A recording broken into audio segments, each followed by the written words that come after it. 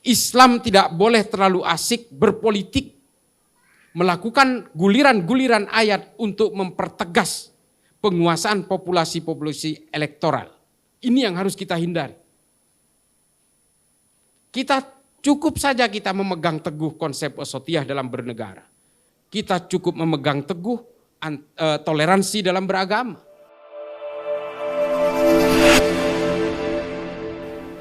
Allahumma salli ala Sayyidina Muhammad wa ala ali Sayyidina wa maulana Muhammad. Saya seminggu yang lalu saya terlibat dalam konferensi internasional oleh Presiden Somalia, Kementerian Agama Somalia, Kementerian Luar Negeri Somalia, dan Kementerian Sosial Somalia. Mereka ingin tanya, apa sih kuncinya di Indonesia ini untuk meredam intoleransi radikal dan teror? Saya diminta pendapat supaya orang-orang Somalia ini bisa mengcopy paste strategi kita, mulai dari strategic communication, strategic in prevention, dan strategic in surveillance dan sebagainya. Mereka ingin meniru konsep kita. Saya sejak awal sudah bicara kepada mereka, termasuk kepada Presiden Somalia. Saya bilang, Anda tidak akan bisa meniru. Tidak akan bisa meniru konsep kita di Indonesia. Pertama, kita itu punya bermacam-macam agama. Kita ada ribuan pulau, ada ratusan bahasa, ratusan ethnical groups. Ya, bukan suku, tapi kita menyebutnya ethnical groups. Karena di Jawa sendiri ini sebenarnya sukunya Jawa semua, tapi ada beberapa ethnical groups. Nah, kemudian kita juga punya beberapa bahasa dan beberapa agama, beberapa tafsir-tafsir agama. Makanya saya bilang juga kepada mereka bahwa di Indonesia itu tidak ada orang yang menganut agama. Di Indonesia itu menganut tafsir-tafsir agama. Saya katakan itu juga di TV One. Dan itu kita harus jujur mengakui itu.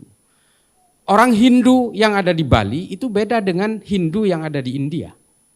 Kalau sampean tanya ke saya, Islam ini agamanya apa? Saya akan bilang Islam. Tapi pasti ada pertanyaan lanjutan yang mungkin tidak akan diucapkan. NU apa Muhammadiyah? Kalau ditanya manhajnya apa? Mazhabnya apa? Syafi'i, Maliki, Hambali, Hanafi. Kita ini bermacam-macam. Sama-sama Islam. Demikian juga dengan orang Kristen. Kalau kita tanya agamanya apa Kristen? Katolik apa Protestan? Ortodoks, Yehova, Mormon. Atau kita di Ortodoks sendiri ada Yunani Ortodoks, ada Koptik. Bermacam-macam. Ada Maronit seperti yang dianut oleh orang-orang Suriah dan Libanon. Macam-macam. Makanya kita ini sebenarnya adalah penganut tafsir-tafsir agama. Lalu saya bilang ke pemerintahan Somalia, bagaimana dengan Anda? Dia agak bingung, yang menjawab itu namanya kalau tidak salah Muhammad Jelle. Ini dari Kementerian Agama. Dia bilang, nah itu persoalannya, dia bilang. Kami ini semua penganut Wahabi Salafi hampir 100%. Tapi konfliknya sampai hari ini belum selesai. Coba bayangin. Di Indonesia kita berbeda agama, bahkan yang seagama pun tafsirnya bermacam-macam, tapi kita alhamdulillah bisa terselesaikan persoalan-persoalan ini. Nah, hal-hal seperti inilah yang kemudian menjadi garis besar di sini. Saya bilang, I think you want, bahasa Inggris lagi sok tahu, sok jago. Tapi intinya gini, kalian tidak akan bisa meniru konsep Indonesia karena apa? Kalian itu tidak punya satu titik kunci di Somalia, saya bilang. Kalian tidak punya satu organisasi yang bernama Nahdlatul Ulama. Mereka nanya. Ini saya jawab seperti itu. Wallahi, ini saya bukan itu. Bukan saya karena orang Nahdien, saya lahir di Madura sama seperti Gus Zen ini. Saya lahir di Madura, saya keluarga ibu saya dari Nahdien tulang sumsum. Nah, bapak saya ini Muhammadiyah. Meskipun bapak saya bukan Muhammadiyah.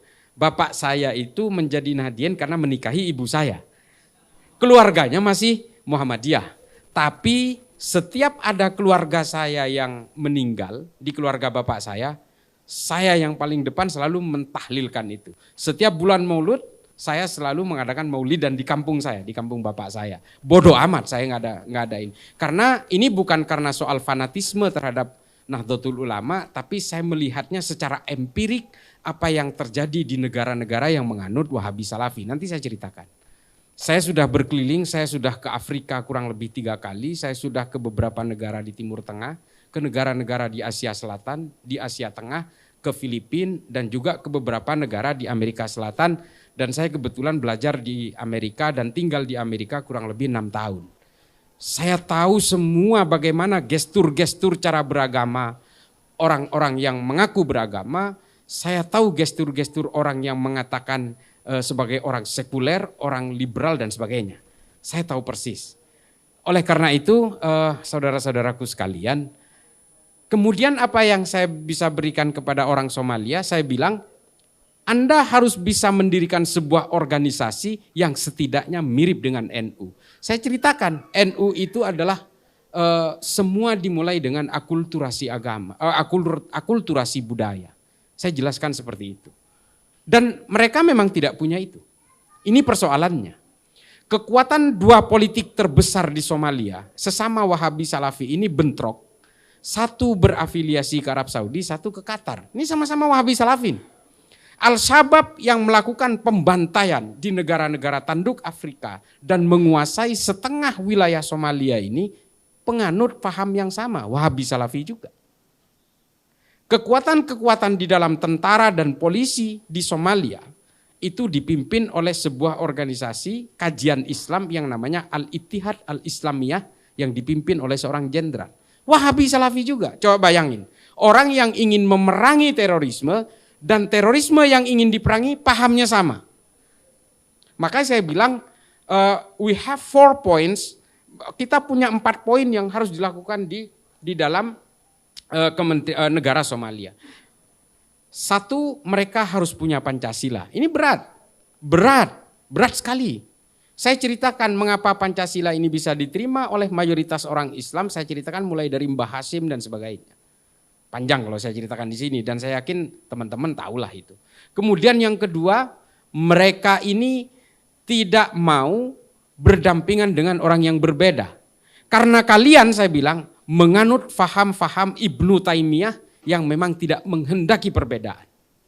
Kalian ini adalah penganut faham-faham dari Said Qutb dalam Fidilalil Quran, Ma'alim fil Thoriq, dan faham-faham yang dianut oleh Muhammad Qutb dalam Jahiliyatul Qarnil Ishrin, dan juga kalian ini terlalu terbiasa dan luas untuk memberikan pemahaman-pemahaman Abu Bakar Nadi dalam Idarat at-Tawahhush. Sehingga kalian ini berperang bukan ingin mematikan brutalitas. Tapi kalian sebenarnya adalah merebutkan porsi-porsi brutalitas itu. Hari ini pemerintahan di Somalia juga melakukan praktek-praktek brutalitas. Bukan atas nama agama, bukan atas nama tafsir, tapi atas nama politik. Ini adalah gestur-gestur yang terjadi dan yang merusak sejarah Islam selama 1400 tahun.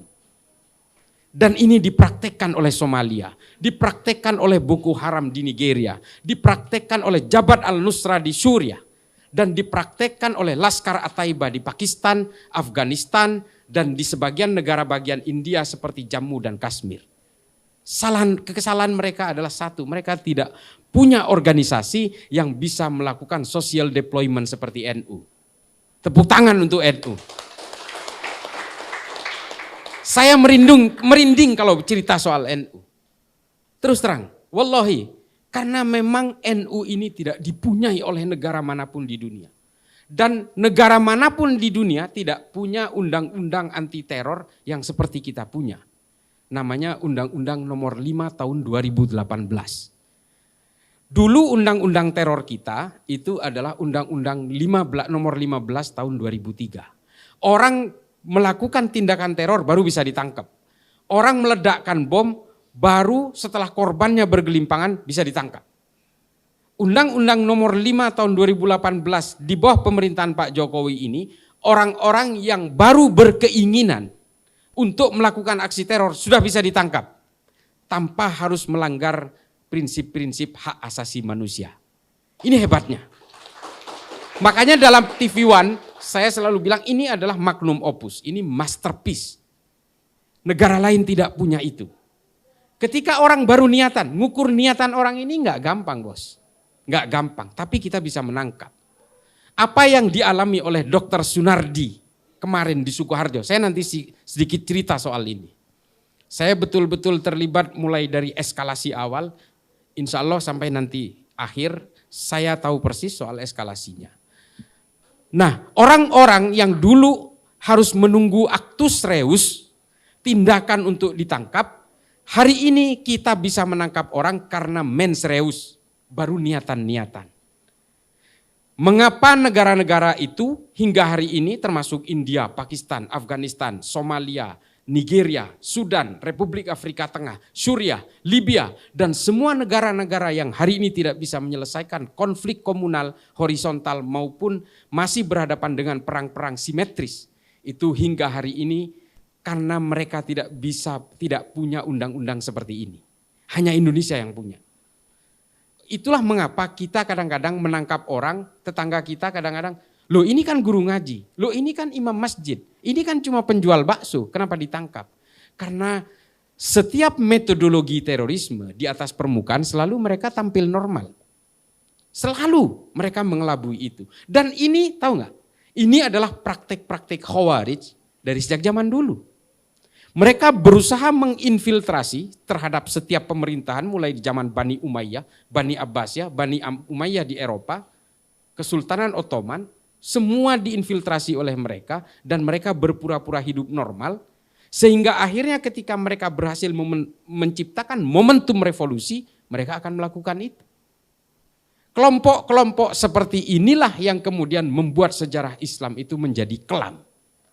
Kita tahu kan ketika Nabi Muhammad wafat, jenazahnya belum dimakamkan, Muhajirin dengan Ansor sudah pecah, Sa'ad bin Ubadah dengan Sayyidina Umar sudah mengangkat pedang, lalu setelah itu terjadi pembunuhan-pembunuhan terhadap Sayyidina Abu Bakar, peracunan-peracunan terhadap Sayyidina Abu Bakar berulang kali terjadi, Sayyidina Umar dibunuh, taruhlah yang ngebunuh itu orang Majusi, tapi kan di belakangnya bukan orang Majusi, orang Islam di belakangnya. Pembunuhan Sa'ad bin Ubadah di Aleppo. Ketika dia sedang buang air kecil dipanah dengan 2 anak panah di dahi dan di ulu hatinya. Mungkin kita nggak tahu karena kita malas baca kitab sejarah. Tarikh At-Tabari, Tarikhul Khulafa. Kita kan malas. Tapi saya insya Allah sudah baca itu. Silakan bantah saya. Nah, kejadian-kejadian seperti ini termasuk pembunuhan yang sangat brutal terhadap Sayyidina Utsman ibnu Affan. Pembunuhan yang brutal terhadap Sayyidina Ali, pembunuhan yang brutal terhadap Sayyidina Husain dan peracunan terhadap Sayyidina Hasan dan pembunuhan antara bapak kepada anak kepada bapak, ponaan terhadap paman terhadap ponaan, ini berulang-ulang kali terjadi karena apa? Karena politisasi agama. Perang sesama umat Islam, perang Jamal, perang Siffin, perang Hurrah, perang Zab, ini semua terjadi karena politisasi agama. Inilah kemudian yang membuat sejarah-sejarah kita menjadi hancur lebur, menjadi getir, pahit dan sebagainya. Dan kita hari ini disibukkan oleh urusan politik daripada ilmu pengetahuan. Ini yang terjadi di antara kita. Inilah yang kemudian dijejalkan oleh negara barat kepada orang-orang Islam supaya kita sibuk berpolitik dan kita lupa bahwa kita pernah melahirkan Rumi, Tabrizi, Al-Khawarizmi, Ibnu Sina, Al-Ghazali. Dan juga kita tidak pernah lagi melahirkan Ibnu Rus, Al-Farabi dan sebagainya. Kita tidak lagi menciptakan tahafud al-falasifah, kita tidak bisa lagi melahirkan tahafud at-tahafud dan sebagainya. Kita sibuk oleh politik, oleh khilafah, Hizbut Tahrir dan sebagainya. Kantor pusatnya di London. Seharusnya kita bertanya, mengapa orang barat yang memfasilitasi itu? Karena kita supaya sibuk berpolitik. Dan dengan politik kita punya sejarah yang tidak nyaman. Kita saling bunuh sesama umat Islam karena persoalan politik. Inilah yang kemudian dijejalkan oleh orang-orang barat supaya Islam ini lebih sibuk dengan urusan remeh-temeh. Kita sibuk dengan fatwa-fatwa tentang bagaimana kalau istri haid itu bisa ditiduri apa tidak. Tentang celana dalam, ini mohon maaf, ini bukan tentang selangkangan, tentang bagaimana mengelabui istri yang pertama untuk bisa berpoligami dan sebagainya. Ini kan urusan remeh-temeh. Kita tidak lagi melahirkan ilmu-ilmu kedokteran. Kita hari ini oleh faham Wahabi Salafi ini lebih sibuk mengharamkan filsafat daripada melahirkan tahafud al-falasifah dan tahafud at-tahafud. Kita lebih sibuk mengharamkan dan mengkafirkan Ibnu Sina daripada melahirkan ilmu-ilmu kedokteran berikutnya. Kita tidak lagi sibuk dengan konsep-konsep bernegara yang bernama al-asabiyah seperti yang dikatakan oleh Ibnu Khaldun dalam Al-Muqaddimah. Dan kita kemudian memaksakan menjejalkan konsep-konsep khilafah yang dikatakan ini adalah produknya Tuhan. Produknya Allah. Dari mana? Tuhan tidak sibuk dengan politik. Yang sibuk dengan politik itu manusia. Ini kata Ibnu Khaldun. Tuhan ini adalah pencipta alam semesta dan sudah menguasai alam semesta. Manusialah yang ingin mempetak-petakkan wilayah demi ambisi kekuasaannya. Khilafah ini kan sebenarnya strategi marketing politik saja. Sama seperti orang komunis yang selalu melahirkan land reform, kesetaraan kelas sosial. Sama ini, nggak ada bedanya. Khilafah mengatakan inilah produk dari Allah yang semua akan makmur. Dari mana? 3 dari 4 khalifah itu mati secara brutal, secara tragis. Sayyidina Husain kalau mau baca di Tarikhul Khulafa lebih brutal sekali. Yazid itu membunuhnya secara luar biasa. Dipenggal lehernya, ditusuk ke ujung pedang, diarak di jalanan di Damaskus. Setelah itu ditaruh di baskom, dipersembahkan kepada Yazid. Yazid ketawa. Coba bayangkan. Yazid memerangi orang Hurroh di Madinah bagian timur.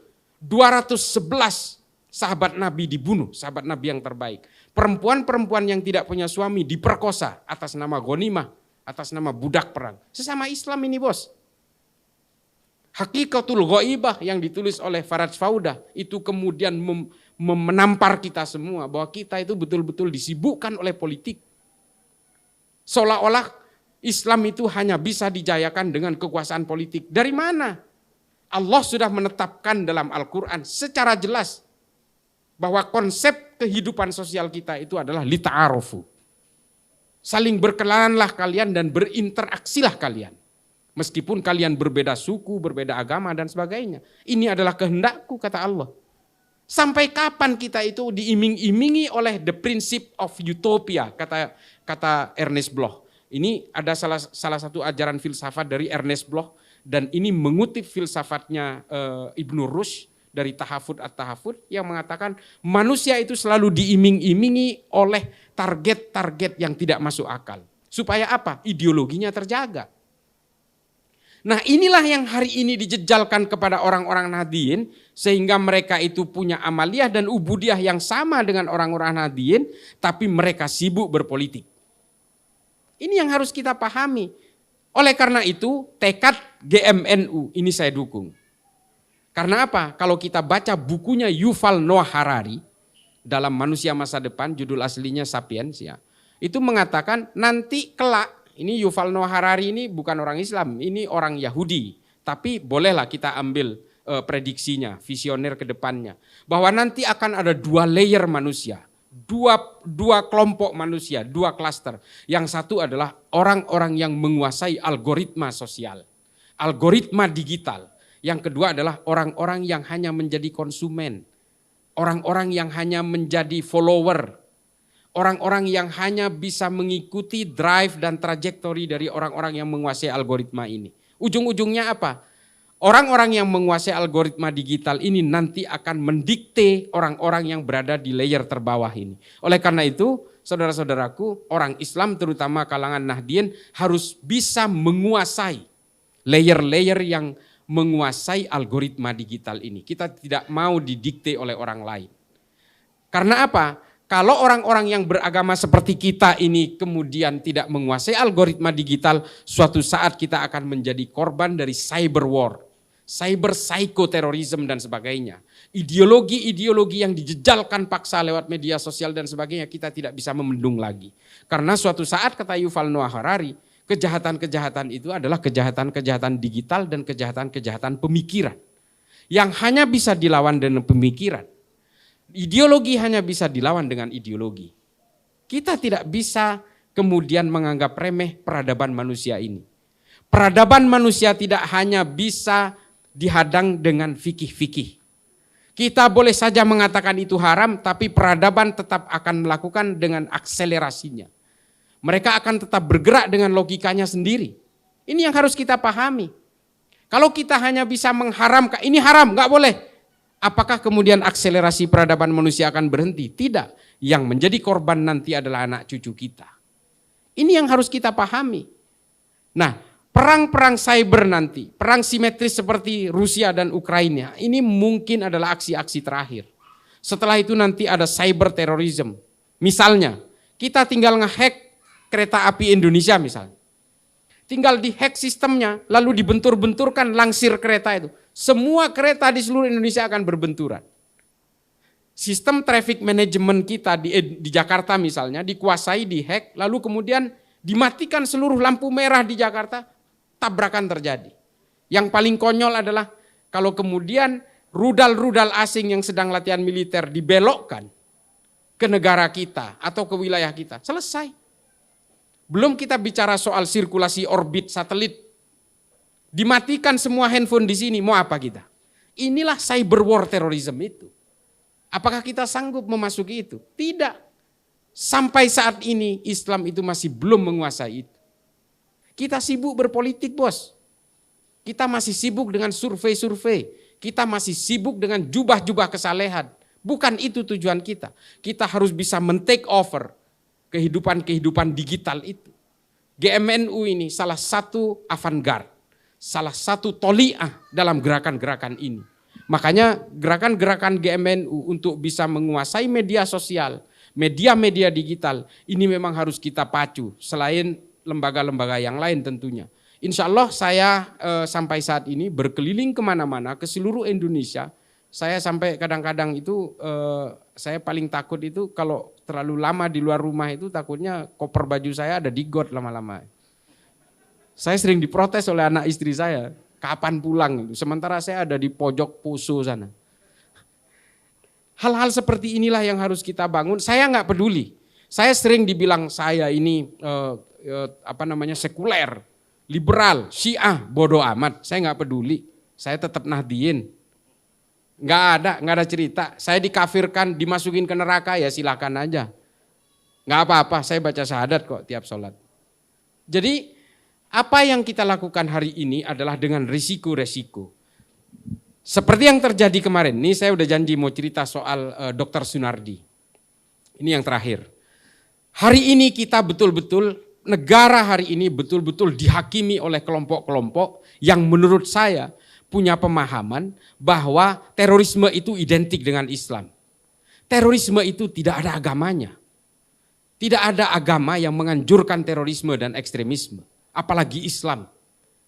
Nah, mereka ini yang melakukan pembelaan terhadap Dr. Sunardi ini adalah orang yang masih menganggap bahwa terorisme itu adalah bagian dari Islam. Coba bayangkan, ketika ada penangkapan di tubuh MUI misalnya, ini orang-orang yang mengaku sebagai ulama itu selalu yang paling bereaksi duluan.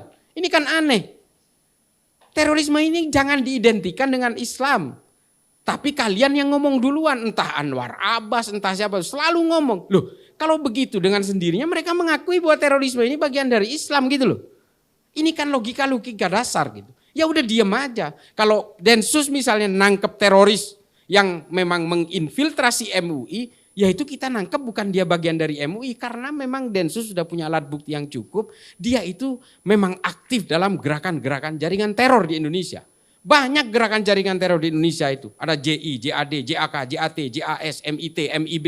Banyak sekali. Dan mereka bergerak di bawah permukaan itu sangat aktif. Mereka melakukan rekrutmen, funding, pendidikan, i'dad, persiapan-persiapan revolusi dan sebagainya. Banyak. Mungkin orang awam seperti kita melihatnya di atas permukaan ya biasa-biasa aja. Tapi orang-orang yang betul memahami ini, saya tidak memahami ini tapi saya mengamati betul. Bahwa mereka di bawah permukaan memang selalu bergerak. Dr. Sunardi ini, saya cerita Dr. Sunardi, ini adalah hasil pengembangan dari beberapa tersangka yang sudah ditangkap sebelumnya. Bahkan nama dia disebut oleh Para Wijayanto, Ketua Umum Jamaah Islamiyah yang sudah ditangkap bertahun-tahun lalu. Dan disebut oleh beberapa tersangka lainnya. Dan beberapa orang yang akan ditangkap setelah ini berkaitan dengan Hilal Ahmar Society. Dia adalah ketua umum Hilal Ahmar Society. Tahu nggak Hilal Ahmar Society? Ini organisasi yang sudah dilarang oleh PBB, dilarang oleh Uni Eropa dan beberapa negara seperti Trinidad Tobago, negara-negara di Amerika Selatan. Ini semua terjadi. Dan semua udah dilarang. Mengapa baru ditangkap sekarang padahal keterlibatannya sejak tahun 2015? Kita harus mengumpulkan alat bukti yang cukup seperti yang saya bilang tadi. Undang-Undang nomor 5 tahun 2018 ini bukan pekerjaan mudah. Orang yang baru berniat tapi ditangkap. Buktinya dari mana? Itu yang harus kita collect, harus kita generate. Oleh karena itu Densus setahu saya tidak pernah bisa kalah dalam pra-peradilan karena sebelum nangkap semua alat buktinya sudah cukup. Media menyebutnya terduga, padahal ini udah tersangka. Dan apa yang terjadi adalah ini, ada info yang harus saya berikan karena ini disiarkan. Ini karena serangannya terlalu banyak seolah-olah Dr. Sunardi ini lumpuh harus pakai tongkat, nggak mungkin dia melakukan perlawanan. Dia bisa berjalan. Tongkat itu adalah alat untuk menjaga keseimbangannya setelah dia kecelakaan, bukan lumpuh. Dia sudah tahu akan ditangkap, makanya dia selama berbulan-bulan setiap keluar dari rumahnya naik ambulan. Karena mereka tahu Densus tidak mungkin akan melakukan penangkapan di ambulan. Densus tidak mungkin melakukan penangkapan di rumahnya karena dia buka praktek dokter di rumahnya. Tidak mungkin melakukan penangkapan di depan para pasiennya. Tidak mungkin melakukan penangkapan di depan anak dan istrinya. Ini tabu. Dan tidak mungkin juga Densus melakukan penangkapan di pondok pesantren. Tempat dia berasal kemarin itu, dari Ulul Albab. Dia kan dari pesantren nih. Kenapa nggak ditangkap di pesantren? Itu standar operational procedure yang dipunyai oleh Densus. Tidak boleh melakukan penangkapan di lembaga pendidikan, di dalam rumah ibadah, di dalam ambulan sebagai paramedik. Tidak boleh dilakukan itu. Dan di depan anak istri beserta kalau dia dokter di depan pasiennya. Ini adalah rambu-rambu yang tidak boleh dilanggar. Itulah mengapa Densus melakukan penangkapan membuat obstacle di jalan. Ketika dia sedang mengendarai mobil non-ambulan. Ini yang harus diketahui, belum ada yang menyuarakan ini. Mengapa saya tahu? Karena saya juga ikut mengamati gerakan-gerakan mereka ini.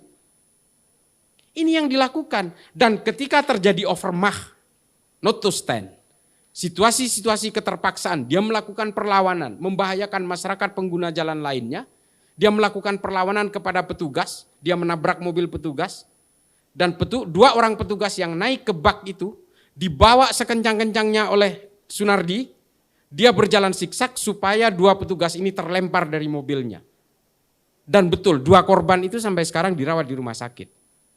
Dalam situasi itu, petugas yang ada di atas sudah menggedor-gedor kap mobil itu supaya berhenti dan dia mengatakan ini polisi, melakukan tembakan peringatan, dia tetap tidak mau berhenti, sehingga kemudian terpaksa dilumpuhkan ke arah bawah, makanya yang terkena itu adalah pinggul dan tangannya.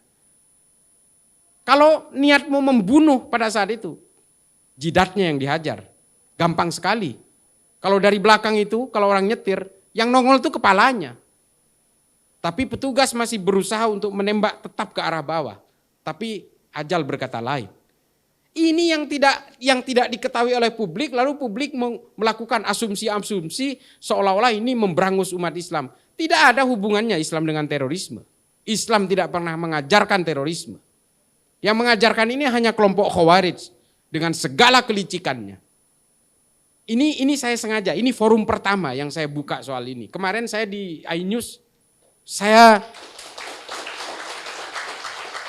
karena saya meyakini ini teman-teman Nahdliyin satu barisan sama saya dan ini GMNU yang memang bertekad untuk bisa menguasai ranah-ranah digital, media sosial, ya silakan. Silahkan ambil quote saya, siarkan. Ada ribuan teroris yang ditangkap oleh Densus. Yang sampai hari ini masih hidup di penjara dan setelah keluar dari penjara dibina. Sehingga mereka insaf, mereka terderadikalisasi, mereka terintegrasi kembali kepada negara ini. Bahkan sebagian sudah di-NU-kan, salah satunya Ustadz Sofyan Sauri. Besok ini hari Senin mereka akan hadir di pengajian Gus Baha, ini rutin. Densus melakukan itu. Dan saya salah satu yang dilibatkan untuk datang ke lapas-lapas, ke rutan-rutan di seluruh Indonesia untuk melakukan diskusi-diskusi ideologis. Saya dengan ke-NU-annya, mereka dengan kewahabiannya. Mengapa saya pastikan kewahabiannya? Belum pernah ada orang NU yang ditangkap secara fungsionaris. Kalaupun ada yang ditangkap dan mengaku NU secara ubudiah mungkin, tapi dia pengurus FPI, 31 orang dan 2 orang perakit bom di Condet dan di Bekasi. Ini semua pengurus FPI.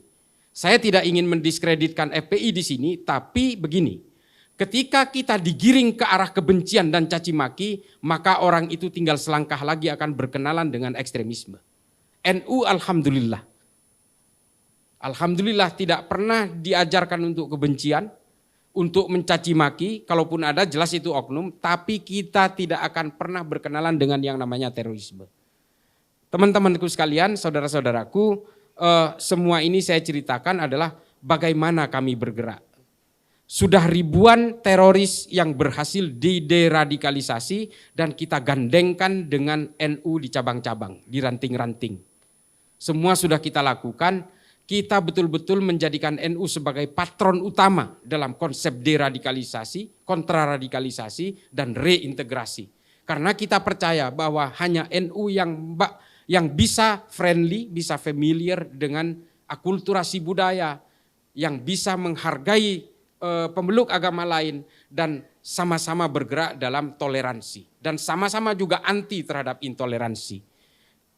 Terakhir saya mau cerita sedikit tentang saya ada yang lupa mengapa Somalia hingga hari ini gagal memerangi konflik itu.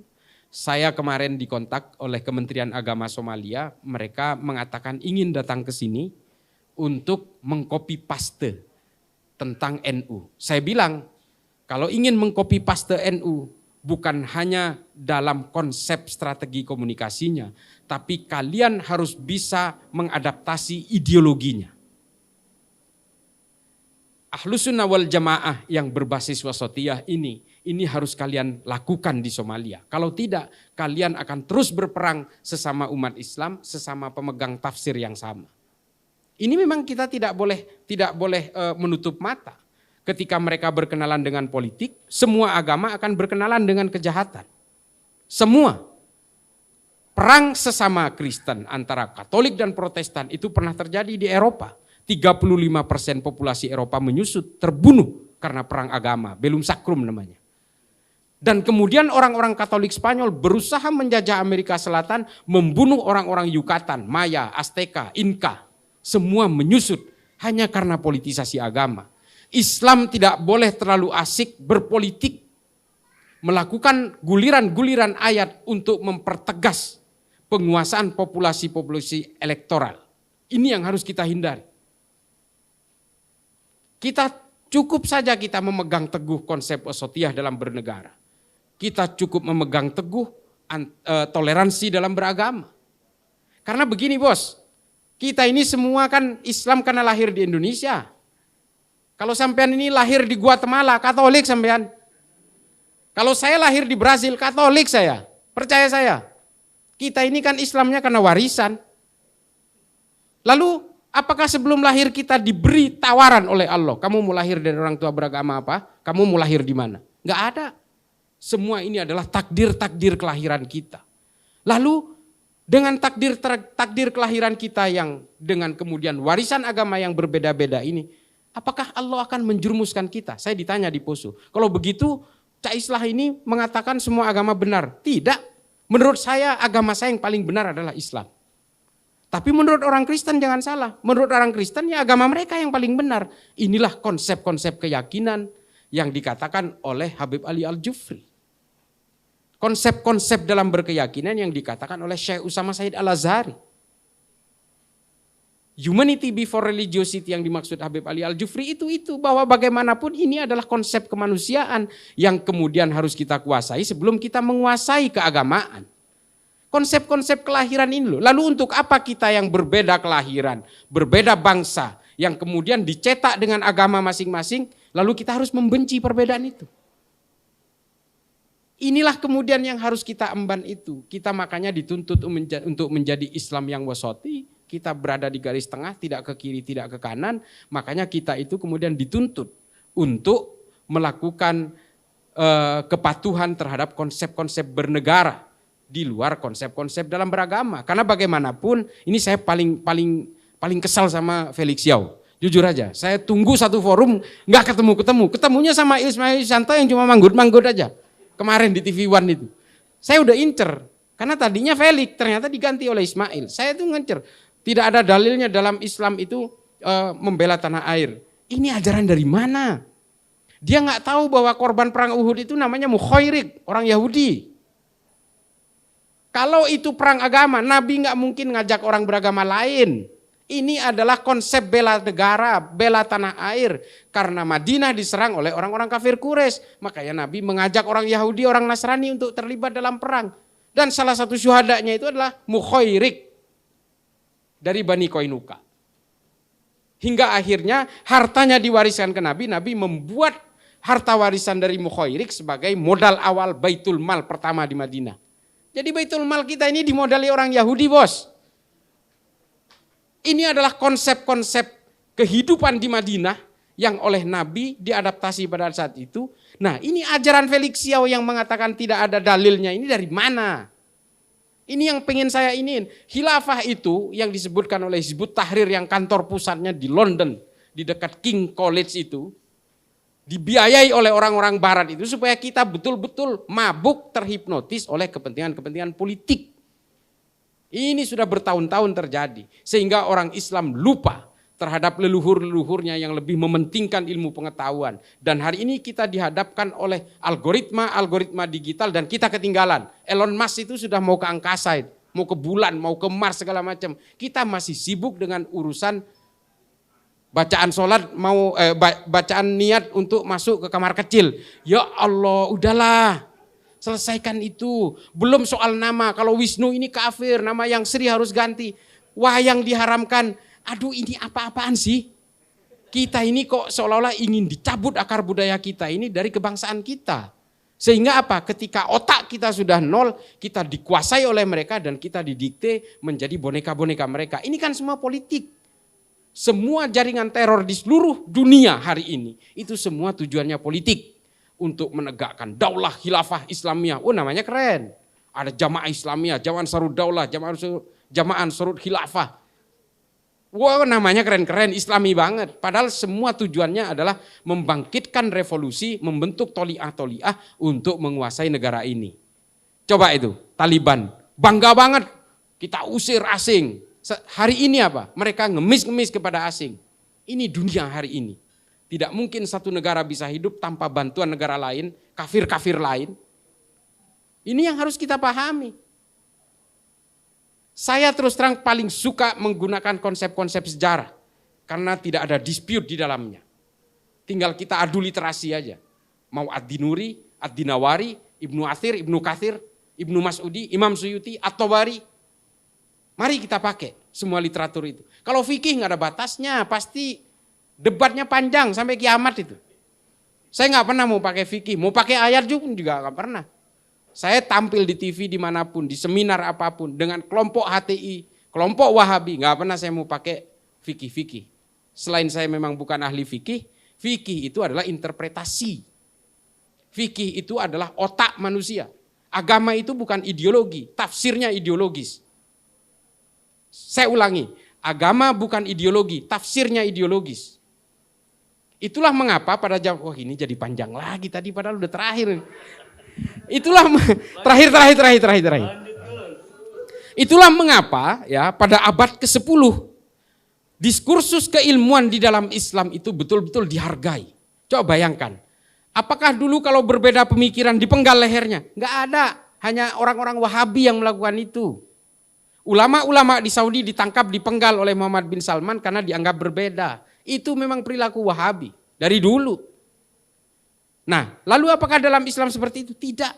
Pada abad ke-10 dan abad ke-11, pemikiran ateisme yang hari ini diadaptasi oleh Darwin, oleh Engels, oleh Marx, oleh Lenin, oleh Feuerbach dan sebagainya itu berawal dari pemikiran-pemikiran orang Arab Islam. Oleh Abul A'la Al-Ma'arri dalam Al-Kullumiyah. Diadaptasi dari Al-Mukaffa. Diadaptasi dari Abu Bakar Ar-Razi. Ini adalah orang-orang Islam yang kemudian membuat pemikiran-pemikiran ateis pada abad 10 dan abad ke-11. 300 tahun setelah Nabi. Pemikiran ateisme ini sudah muncul di dalam Islam. Dan ini diadaptasi oleh orang-orang Eropa yang memunculkan ateisme yang kita kenal hari ini. Mengapa mereka tidak dipenggal? Karena dalam Islam itu diskursus keilmuan itu betul-betul dihargai. Hari ini apa? Ibnu Sina dikafirkan karena orang Parsi, orang Syiah. Terus memunculkan apa dari orang Islam hari ini? Tidak ada. Filsafat dikafirkan, diharamkan, dan tanpa pernah melahirkan Rumi, Tabrizi, Al-Farabi, Al-Kindi, Al-Khawarizmi, Ibnu Rushd. Tidak pernah lagi, seperti yang saya bilang. Dulu itu perdebatan antara Al-Ghazali dengan Ibnu Rushd itu buku melawan buku. Kan kita tahu Tahafud Al-Falasifah ditulis oleh Al-Ghazali. Dilawan lagi oleh Ibnu Rushd dengan Tahafud At-Tahafud. Ini kan keren gitu. Karena keilmuan. Kita enggak hari ini. Yang namanya partai berbasis Islam tiba-tiba sibuk dengan menyerang pemerintah urusan minyak goreng dan sebagainya. Ya kita tahu ini kelangkaan minyak goreng. Ya ini harus kita kritik. Mendaknya kayak apa dan sebagainya. Bukan kemudian mencari-cari kesalahan orang. Ini yang tidak boleh lagi kita terjebak di dalam politik-politik praktis, pragmatisme politik dan sebagainya. Keilmuan di dalam Islam itu sudah hilang sama sekali. Hari ini kalau terjadi perbedaan yang ada kita dipenggal, diancam dibunuh, digantung, dibakar dan sebagainya. Takbir. Wah. Takbir itu begini loh. Konsep menyuarakan takbir itu bukan hanya mengatakan Allah Maha Besar. Itu kan sebenarnya penterjemahannya adalah betapa kecilnya kita. Ini enggak. Mengucapkan takbir, mengatakan Allah Maha Besar, tapi mengatakan dirinya juga besar dengan kesombongannya. Itu yang terjadi. Mencaci maki orang, takbir. Mengancam orang, takbir. Ini adalah perilaku-perilaku Khawarij yang muncul dari perang Siffin, bergulir menjadi 25 firqah sehingga hari ini, dan itu meracuni kita lewat media-media sosial, algoritma digital dan sebagainya. Kalau kita masuk Instagram, kita masuk ke Telegram, habis kita. Nggak ada orang NU yang berjuang, salah satunya GMNU di Instagram. Saya itu ancamannya luar biasa. Serius, saya tiap hari itu dikafirkan, minimal mau dibunuh. Tapi apa saya takut? Insya Allah enggak. Ada teman-teman GMNU, ada kiai-kiai NU, ada ratib-ratib yang saya baca sangat rajin. Ratib Haddad, Ratib Alatos, saya rajin. Guru-guru kitab saya para habaib. Habib Ali Al-Kaf itu guru kitab saya. Hari ini saya sedang ngaji Irsyadul Ibad, Zainuddin Al-Malibari, kepada Habib Ali Al-Kaf. Terima kasih, mudah-mudahan ini menjadi manfaat. Kalau ada kesalahan itu datangnya dari saya yang fakir ilmu, kalau ada kebenaran insya Allah itu datangnya dari Allah Ta'ala.